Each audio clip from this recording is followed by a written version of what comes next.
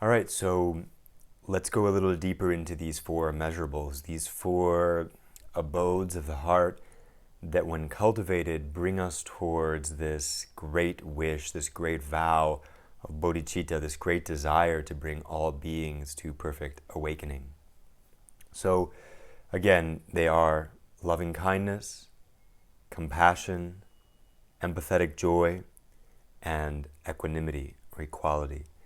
And it's important as we look at these are the English translations of what in Sanskrit are Maitri, Karuna, and then I'm blanking on the Sanskrit of mudita for joy, the empathetic joy, and then upeksha for equanimity. And so each of these have very specific meanings. So when we hear the word loving kindness or compassion, those have connotations in English, and even empathetic joy. We may have, I mean, what does that even mean? We don't really use that phrase in English. And so, and even equality and equanimity could mean many things. It could be like, just kind of this very even-mindedness or something like that. But each of these have a very specific definition, which are important to understand so that we can do the meditation right and so we can understand what they're actually pointing us towards.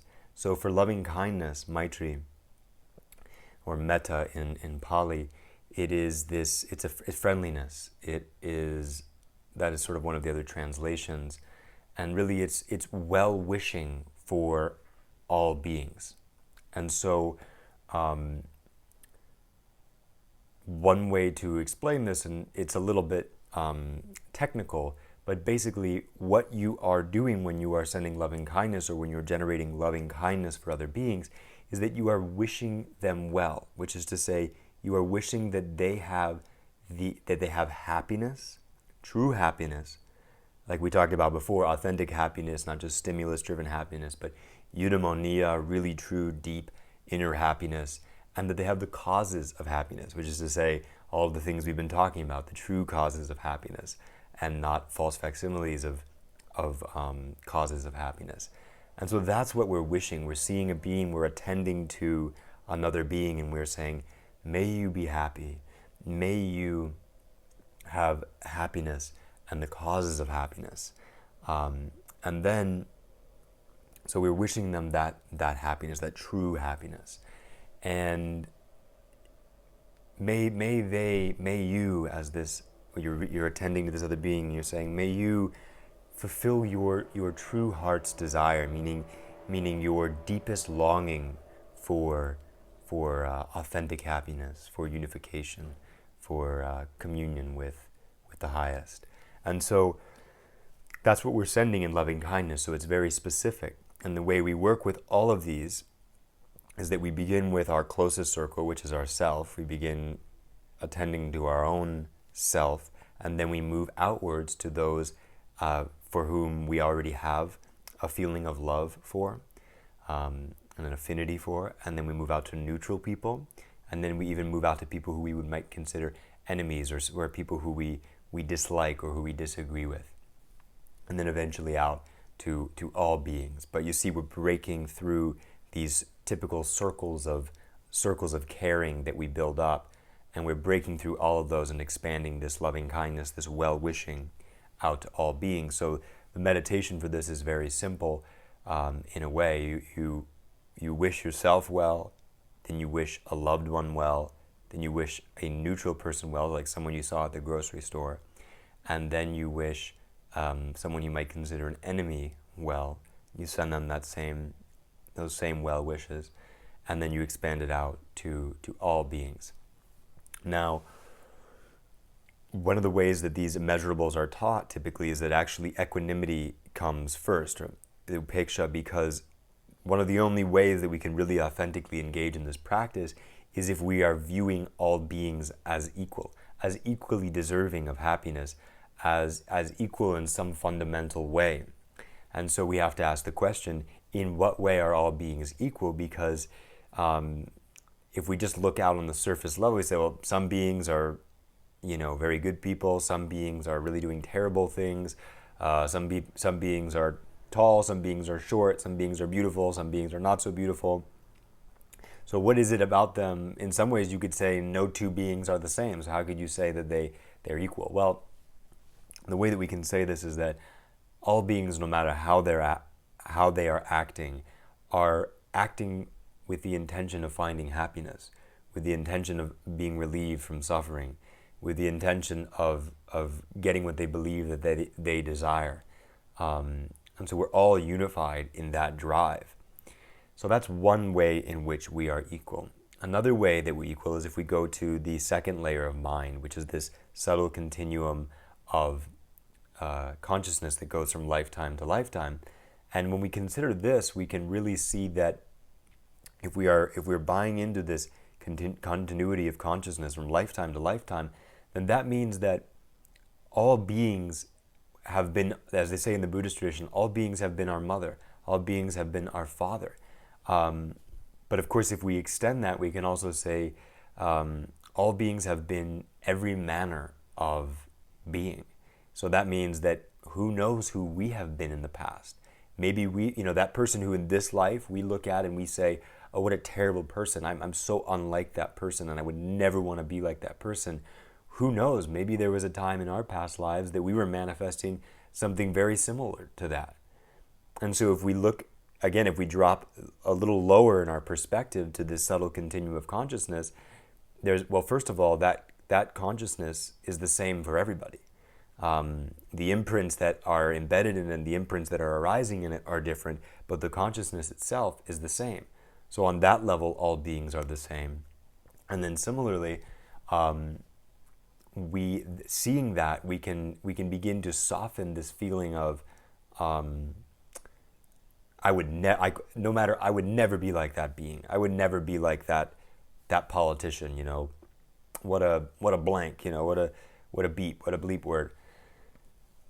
And so this deeper view then brings us to a deeper layer of sameness. And one of the ways I like to think of this is I used to train in acting, and one of the things that is taught in at least in the school where I was, is that you never judge your character. You never, even if you're playing a really vicious character, you never judge them. And you actually try to understand what maybe made them that way. What causes and conditions in their life brought them to being, this despicable person or engaging in these terrible acts. And then one of the other things that this teacher would say is that, how do you know that had you been in those same circumstances that being had been in, that you would have not turned out even worse than this being, that you might not have been even acting out more? So maybe in some ways they've actually done pretty well given their circumstances. And again, that's just we can work with that, and that's an exercise to try and bring us into the shoes of another being, and not simply judge them based on what we're perceiving at this moment. So, and then finally, that's the level of sameness. We have the sameness of all wanting happiness, the sameness of this substrate consciousness, and the fact that all beings have manifested in myriad different ways, good beings, bad beings, all sorts of things. And then there's the deepest level, which is that all beings have Buddha nature. All beings at their ground are fundamentally good. And so if we can just kind of go beneath the surface deeply enough within every being, we find this sameness, this divine sameness, this sacred sameness. And that is when we're wishing well even to the enemy, we're not wishing that they get their way in terms of, they go on being a terrible person, and that even if that's their idea of, happiness in this moment, really what we're wishing them is that they come into contact with the true causes of happiness, which is connecting to that Buddha nature, connecting to that divine aspect of themselves, which will automatically then change the directionality of their behavior. And so that's what we're wishing beings. We're wishing them that they really come into true and authentic well-being. And so one of the ways we can also draw distinctions here is that this loving kindness, this well-wishing for beings, it's what they call its close enemy, or that which kind of looks like it, but it's not it, is attachment, or like love with attachment, that is really based in, I love you in as much as you give me something, or I love you in as much as your presence provides me with pleasure. It's not really this just purely altruistic desire for the other being to be well. And then, of course, the far enemy, the opposite, is is ill will, not wishing for a being to have happiness and the true causes of happiness. Okay, so that equality is fundamental because, as you can see, then that affects the way we approach this spirit of loving kindness. And if we really dive deep into these meditations and we really begin to think about all beings in this way, we really begin to break down these barriers. And on the deepest level, we won't get in too much to this, but from the Buddhist perspective, the appearances of all of these beings are arising in your own substrate consciousness, based on your karma, and that determines the way you see. So in a way, it may seem in a way that we're working with outer beings, and in a way we are, and there is this intense interdependent relationship going on that's very complex, and that we would have to go into a full discussion of that to really get into the specifics. But at least we can understand here that fundamentally we're working with our mind. We're breaking down these barriers in our mind until our mind is just suffused with this loving kindness, is just filled completely with this loving kindness. So I just want to read the Buddha's description of this, and just the kind of the expansiveness of it. So he says,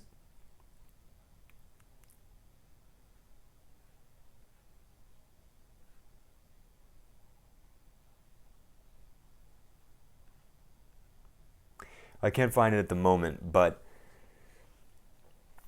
basically he talks about this loving kindness, and he just says all beings, short, small, short, tall, here, there, below, above, in every direction, above, below, the whole, all around me, the little bugs in the grass, everything, wherever I walk and wherever I go, may I be constantly in this bhav, in this flow, in this vibe of wishing these beings well.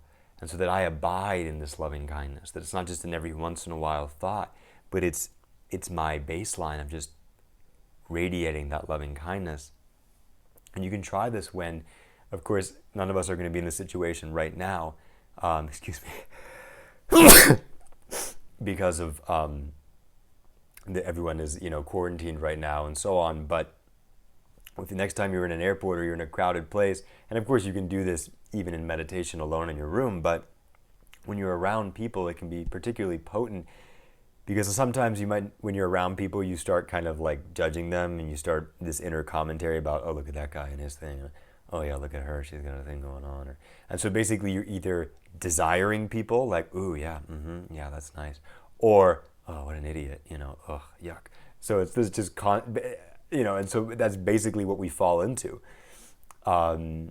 Attachment and aversion.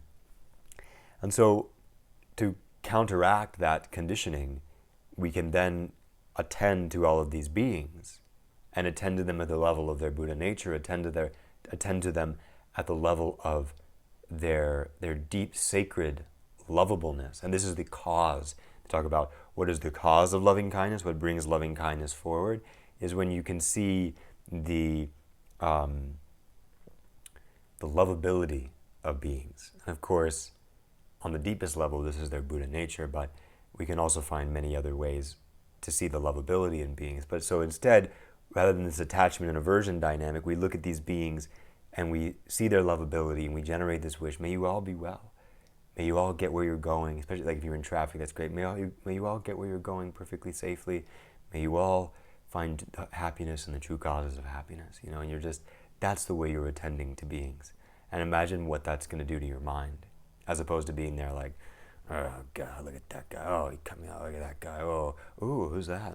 Yeah, oh yeah. So there's just what a better way to use your mind and to exist in your mind. So that's loving kindness. And like I said, the false facsimile of this is the self-centered attachment. And the total opposite is not wishing beings well. So now we can move into compassion. So compassion is the sort of the opposite of this, which is, well, not the opposite, but it is the wish that may all beings be free of suffering and free of the causes of suffering. And of course, in the Buddhist context, this is very specific again. It's the fundamental causes of suffering are this delusion, this duality that we're stuck in, this vision of duality, of the reality of self and other, and then the attachment, aversion, and that whole matrix of conceptual suffering that we fall into. And so that is what we're wishing beings to be free of. We say, may you be free of suffering. And of course, that's on the deepest level, but also any type of suffering, and this applies, in the same way. And these two kind of can go together. May you have the causes of happiness, and may you have happiness in the causes of happiness, and may you be free of suffering and the causes of suffering. And so this is the definition of compassion. And so we have to understand, though, that compassion is not just sympathy. It is attending to beings and seeing their suffering, which is the cause then of them wishing them to be free of suffering. But it also is imbued with this feeling, this sense that, one, it's possible that they could be free of suffering. If we don't have that, then then it falls into the near enemy of compassion, which is despair, which is, like you look at the suffering of the world and you just fall into despair because you feel like there's no way that it could ever be different. But if we have this view of the Buddha nature of every being and the possibility that every being really could awaken and really could be free of suffering, then it arouses not this despair or this sympathy, but this, it's really not just an emotion, but there's that initial emotion that then triggers compassion, which is, may you be free of suffering and the causes of suffering, and I'm going to do something to make that happen. I'm actually going to step into action. So compassion it's very active. Okay, and so, and then of course, the opposite of compassion is cruelty, where you are wishing the causes of suffering on a being, like a torturer. You're wishing suffering and the causes of suffering on another being. Basically, the most despicable thing, the most despicable intention that we could arouse in our being. And so, to counteract that, any tendencies of that, and to expand our heart and our mind, we are sending these well wishes. May you have happiness, the causes of happiness, and may be free of suffering and the causes of suffering. And then the third one is really genius, because again, you'll notice how each of these immeasurables counteract a sort of habitual or conditioned reaction that we might have to people. So with the loving kindness and the compassion, rather than simply seeing beings as desirable or something we want to get rid of, attachment, aversion, we come to generate this loving heart for them. And then with mudita, with this empathetic joy, we are rejoicing in the well-being, the success, the happiness of other beings.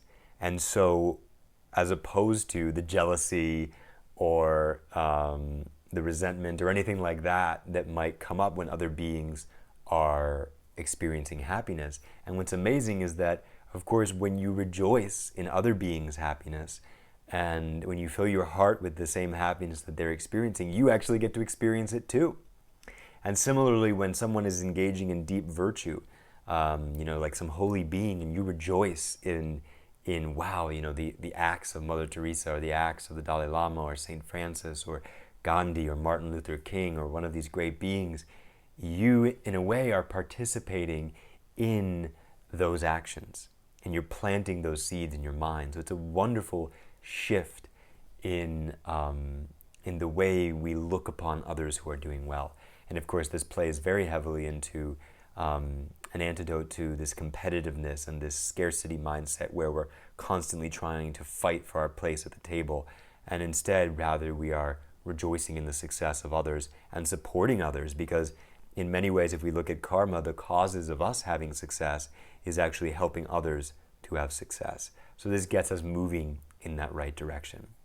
So you can see all of these are practices that you could do a meditation on, and we will guide some meditations on that. They may come at the end of these videos, but they're also just something that we should constantly be cultivating. That's why they're called these divine abidings. We just want to always be abiding in these states, so that when the given circumstance arises, these things come naturally. So when we attend to another being, what naturally arises is, may you be happy, may you have the causes of happiness, may you be free of suffering, and may you be free of the causes of suffering.